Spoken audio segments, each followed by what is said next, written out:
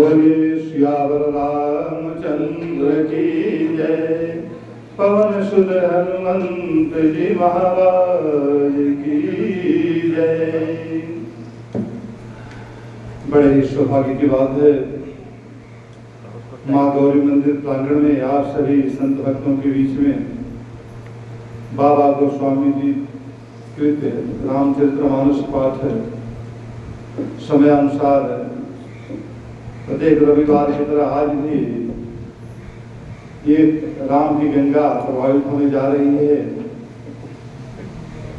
आप सभी धन्य हैं जो प्रभु के इस ज्ञान गंगा में प्रवेश करके अपने जीवन को धन्य बनाने जा रहे हैं। बाबा गोस्वामी तुलसीदास जी राम नाम की महिमा का वर्णन पिछले रविवार को हम सबने सुना। आज उसी धारा को आगे बताते हुए कह रहे हैं कि राम नाम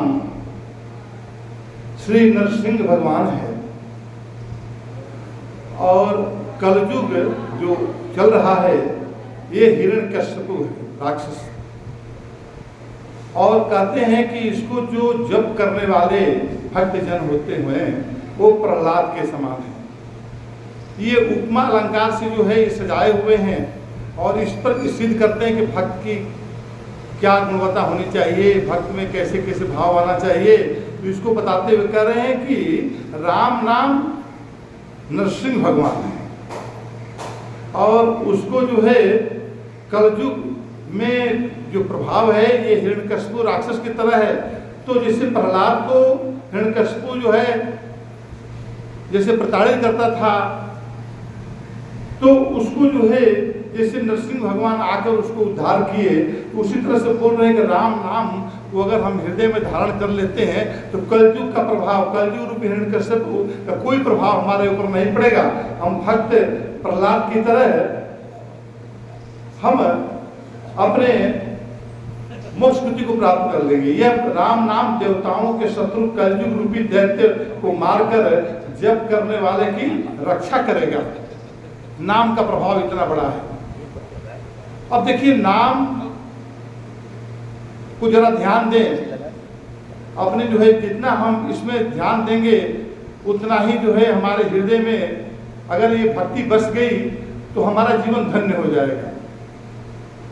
तो अब गंगा बह रही है, आप कुछ जो है गंगा में स्नान करने के तट पर पहुंचकर भी आप जो है बिना टच किए हुए आ रहे हैं तो ये आपको दुर्भाग्य कहा जाएगा। तो गंगा बह रही है तो उसमें स्नान करना जरूरी है। यहाँ पर ये बात बताने जा रहे हैं, कहते हैं कि उस परम, कहते हैं कि अच्छे भाव प्रेम से या बुरे भाव बैर से कोई आदमी भगवान को आज कलयुग में जो है प्रेम से भी याद करता है और कोई आदमी बैर भाव से भी याद करता है।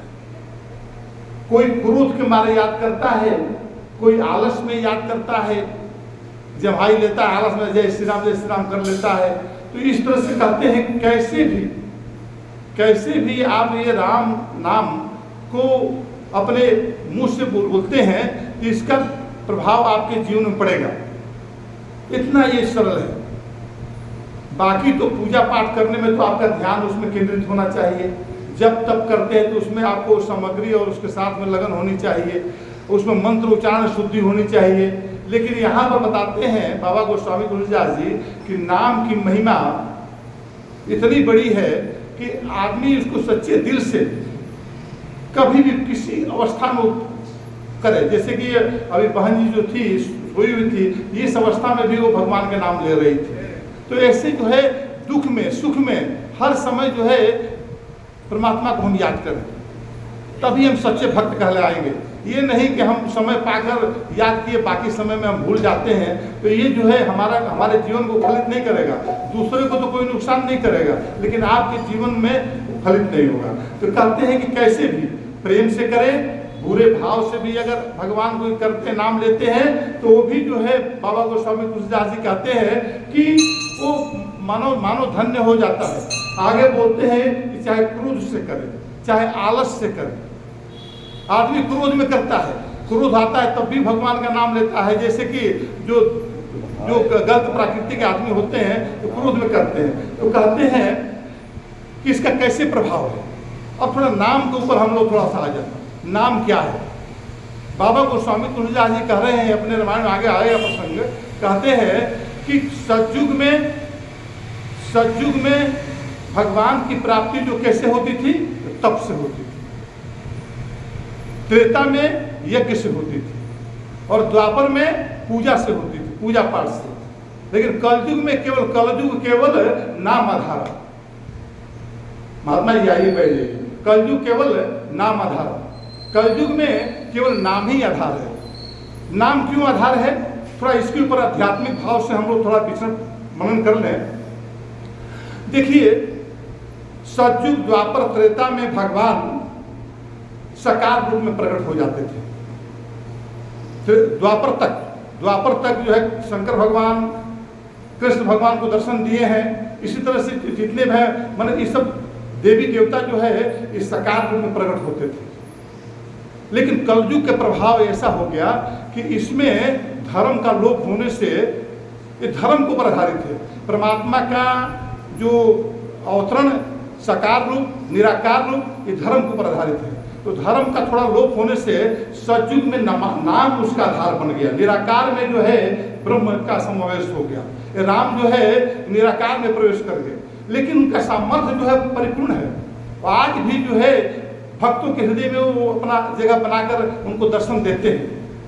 कलयुग में केवल एक हनुमान जी ही ऐसे हैं जो कलयुग के साक्षात देवता हैं।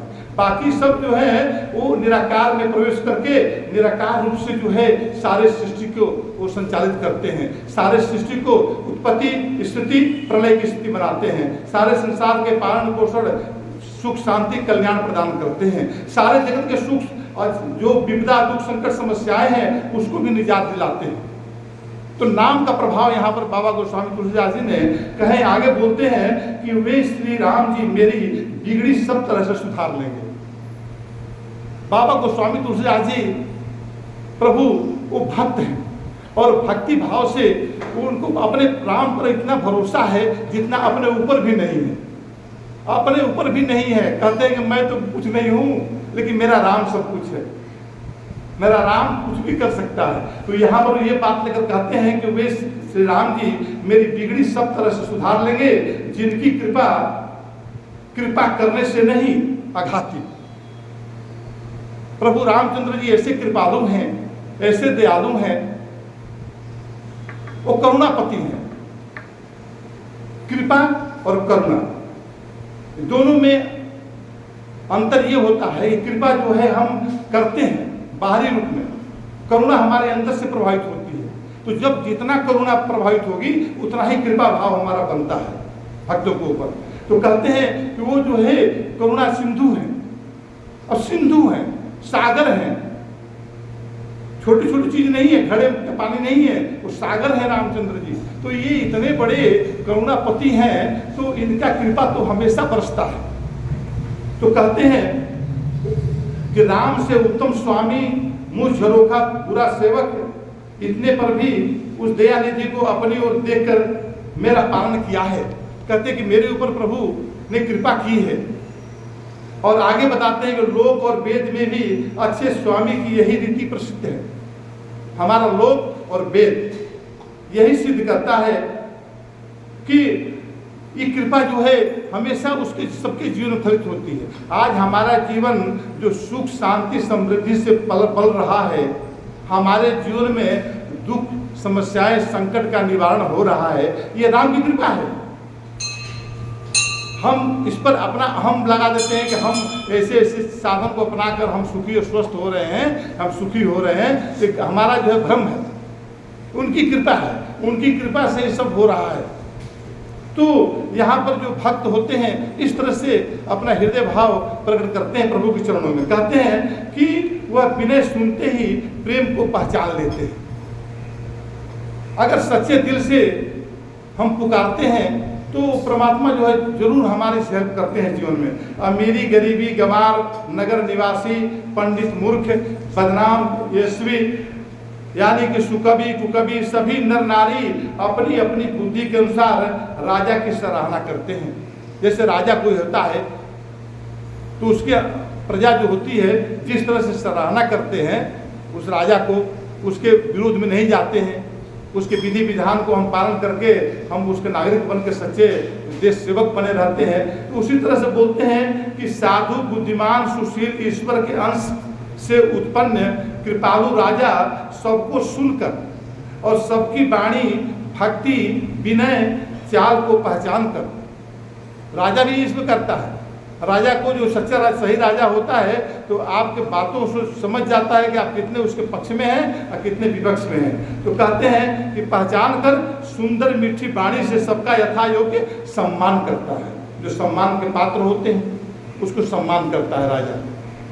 उसको सम्मान कैसे करता है कि जैसे कोई आदमी राजा के अंदर में कोई शासन के अंदर में जब कोई सर्विस करता है तो उसके जीवन में प्रमोशन आता है, तो सम्मानित तो किया गया है ना, उसके जो पहले की स्थिति थी उससे प्रमोट कर दिया। तो इस तरह से राजा जो है सम्मान करता रहता है। तो इसी तरह से बोलते हैं कि आगे बताते हैं कि यह स्वभाव तो संसारी राजाओं का है, संसार के राजाओं की ये जो बातें आती है। लेकिन कहते हैं बाबा गोस्वामी तुलसीदास जी कि कौशलनाथ श्री रामचंद्र जी तो चतुर शिरोमणि हैं। देखिए चतुर शिरोमणि, चतुर शिरोमणि क्या होता है?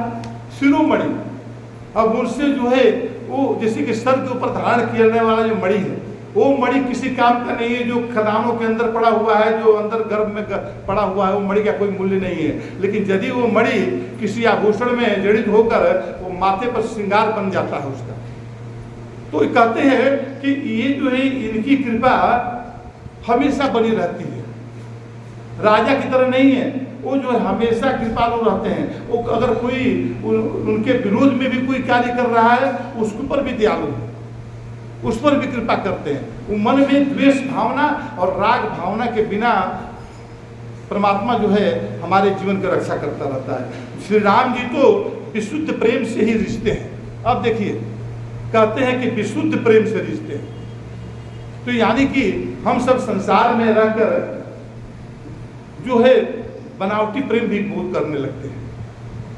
विशुद्ध प्रेम नहीं आता, सच्चा दिल से प्रेम नहीं आता है।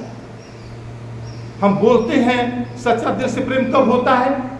सच्चे दिल से प्रेम तब होता है जब हम जो चीज को प्रेम को हम जो सोचते हैं उसी प्रेम को हम वाणी से प्रकट करते हैं और उसी वाणी उसको जो है हम कर्मों में परिणित करते हैं, तब विशुद्ध प्रेम हो जाता है। मन वचन कर्म एक हो जाता है। लेकिन हमारा मन वचन कर्म एक नहीं बनता है। हम मन से कुछ बोलते हैं, सोचते हैं, वाणी से कुछ और बोल देते हैं और कर्म से कुछ और कर डालते हैं। तो ये जो चीज को एक बनाना बता रहे हैं बाबा गोस्वामी तुलसीदास जी कि श्री राम जी तो विशुद्ध प्रेम से ही रिश्ते हैं। ये विशुद्ध प्रेम है, इससे रिश्ते जाते हैं। अब कहते हैं, कोई कहता है मैं दिन भर तो तपस्या किया, राम राम जपा और मेरा तो दुर्गति क्यों हो रहा है? तो भाई तुम विशुद्ध प्रेम नहीं हुआ तुम्हारा। तो यहाँ पर बताते हैं कि जगत में मुझसे बढ़कर मूर्ख और मलिन बुद्धि और कौन होगा। देखिए अपने को कितना नीचे गिरा रहा, क्यों? बाबा गोस्वामी तुलसीदास जी बहुत परम ज्ञानी भक्त थे, परम भक्त थे। उन्होंने अपने आप को यहाँ पर मूर्ख और मलिन बनाया, क्योंकि बोलते हैं कि श्री गुरु चरण सरोज रजा हर निज मन मुकुर सुधार हर वर्णो रघुबर विमल जसु जो दायक फल चार। कैसे वर्णन करना है? तो कहते हैं बाबा गोस्वामी दास जी कहते हैं कि बुद्धिहीन तनु जानिके अरे सुमिरो पवन कुमार अरे बल बुद्धि विद्या देहु मोहि हरहु कलेश विकार। बुद्धिहीन तनु जानिके, बुद्धिहीन बुद्धि के बिना मूर्ख ही सोचता है। तो यहाँ पर जो बात बता रहे हैं कि मूर्ख और मलिन बुद्धि, मलिन बुद्धि वो होती है जो तमोगुण से ग्रसित है, विषयों से आसक्त है, विषयों में विचरण करने वाली बुद्धि मलिन बुद्धि कहलाती है। तो कहते हैं कि मूर्ख और मलिन बुद्धि का मैं हूँ। मैं अपने को देखो, इसमें क्या है, हमें ध्यान देने वाली बात एक और आ रही है इसमें कि आज के संसार में संसारियों को ये बोध नहीं है, अपने अज्ञानता का बोध नहीं है। अज्ञानता से उसका जीवन भरा हुआ है, लेकिन अपने को महाज्ञानी समझने में वो कुछ नहीं सीख पाता है। वो भक्त भी नहीं बन पाता है, ज्ञानी भी नहीं बन पाता है, संत भी नहीं बन पाता है, यहाँ तक कि संसार के अच्छे नागरिक भी नहीं बन पाता है। तो हमें अपने अज्ञानता का ज्ञान होना ही महाज्ञान है। बाबा गोस्वामी तुलसीदास जी को अपने अज्ञानता का ज्ञान, हमारा अज्ञानता क्या है, इसका ज्ञान हो जाना ही ज्ञानी की पहचान होती है। वहीं पर इसी भाव को लेकर बाबा गोस्वामी तुलसीदास जी आगे बताने जा रहे हैं।